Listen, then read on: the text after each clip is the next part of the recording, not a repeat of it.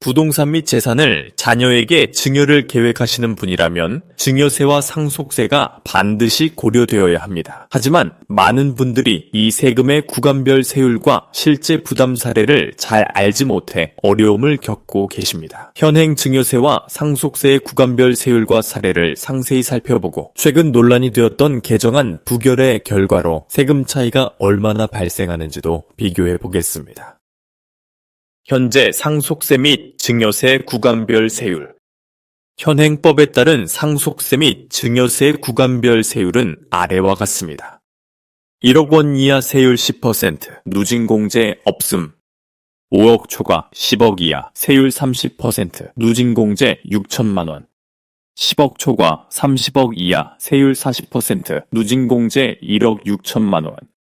30억 초과 세율 50%, 누진공제 4억 6천만 원. 예시 1. 증여 재산가액 3억 원, 과세표준 3억 원, 세율 20%.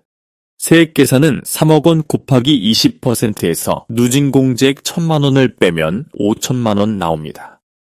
예시 2. 증여 재산가액 15억 원, 과세표준 15억 원, 세율 40%.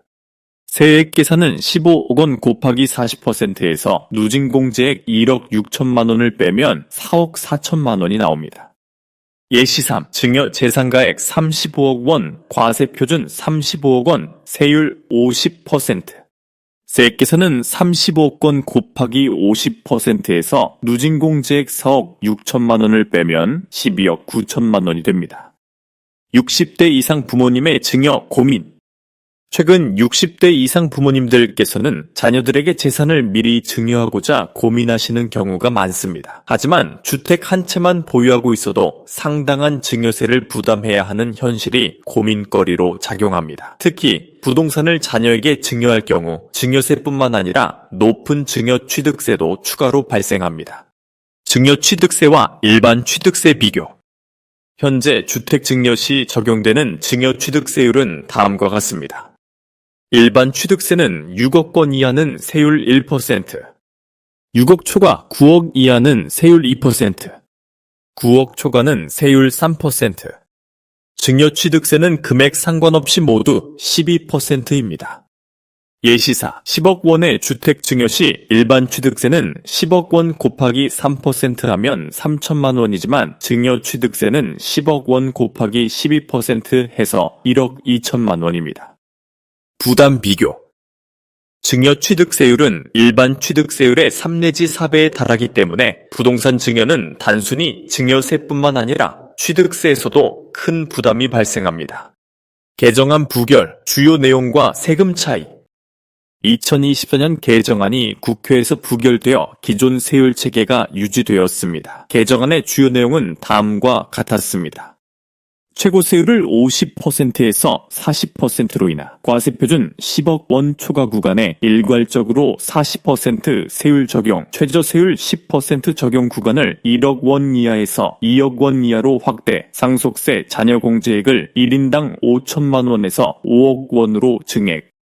개정안이 통과되었다면 예시 3. 증여 재산가액 35억 원 개정안 적용 시과세표준 35억 원 세율 40%. 세액 계산은 35억 원 곱하기 40%에서 누진공제액 1억 6천만 원을 빼면 12억 4천만 원이 나옵니다.